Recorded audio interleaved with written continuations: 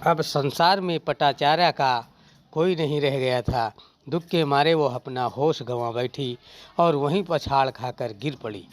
मन इतना विक्षिप्त हुआ कि वो पागल हो गई। एक एक करके शरीर के सारे कपड़े फाड़कर निर्वस्त्र हो गई। पूर्ण नग्न व श्रावस्ती की गलियों में सिर धुनती हुई छाती पीटती और रोती बिलखती। बच्चे पगली पगली कहकर उसके पीछे दौड़ते, उस पर पत्थर फेंकते। ऐसी ही अवस्था में एक दिन वह जेत वन विहार के पास से गुजरी।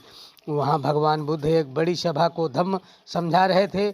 लोगों ने उसे आते देखा तो इस आशंका से कि कहीं वह अशांति न पैदा कर दे, उसे भगाना चाहा।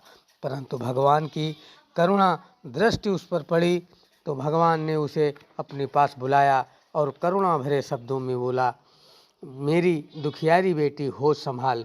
वाणी में अमृत भरा था।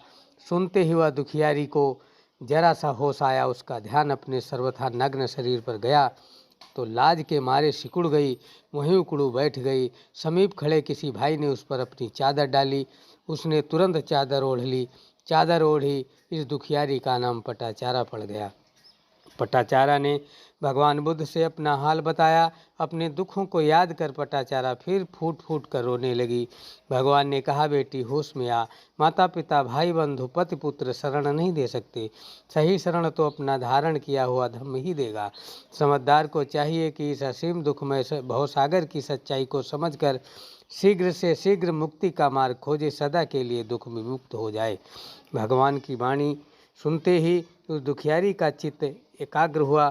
थोड़ी देर के लिए स्वमुखी हुआ, अंतर्मुखी हुआ। शरीर के अणु अणु में उदय की प्रत्यक्ष अनुभूति हुई। वहीं बैठे बैठे पटाचारा ने निर्वाण अवस्था का साक्षात्कार किया। सोतापन हुई। उसने भगवान से प्रवज्ञा की याचना की। भगवान ने उसे प्रवज्ञा दे दी। भवतु सब मंगलम।